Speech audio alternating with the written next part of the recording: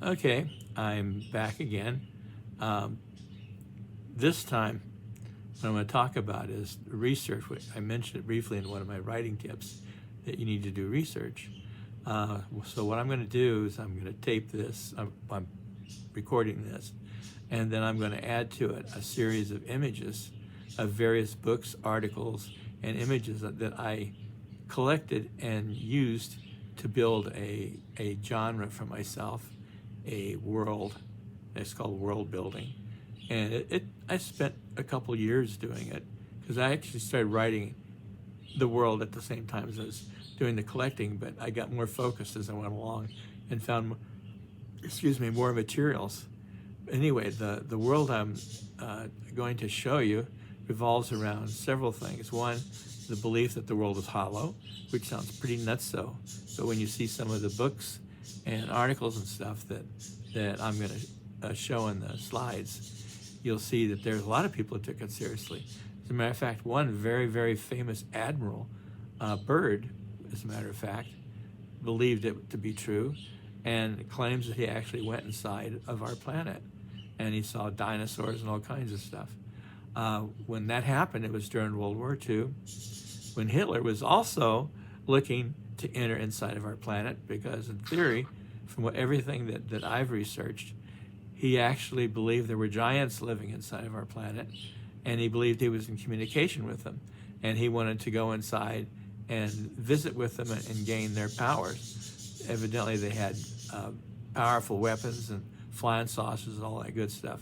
There have been movies made about that. I think I got a couple slides that show that thing. They've made fun of it, but the reality was that Hitler really was into that. He really believed the Earth was hollow, and he spent millions of dollars and thousands of troops searching the Antarctic and the poles for holes into our planet.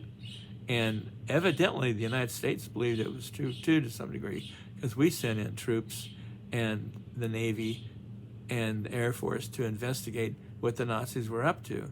And evidently, they had some kind of base or bases hidden under the pole. And I don't know if we ever found them. I haven't found any research that indicates that. But then, of course, the United States hides a lot of things. And so we may not know until 1,000 years from now.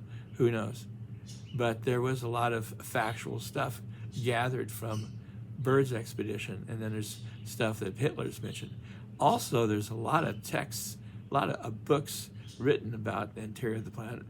One was written by James Michener called Shangri-La. He believed there were this group of people whose origin is very similar to the Hollow Earth, who lived hundreds of years and had very advanced souls. And the same thing was applied to a city called Agartha. And Agartha is supposed to be inside of our planet. I don't know if it is or not. Actually, recent science developments have shown that there's a layer inside of our planet where life could exist. And so we can't rule that out.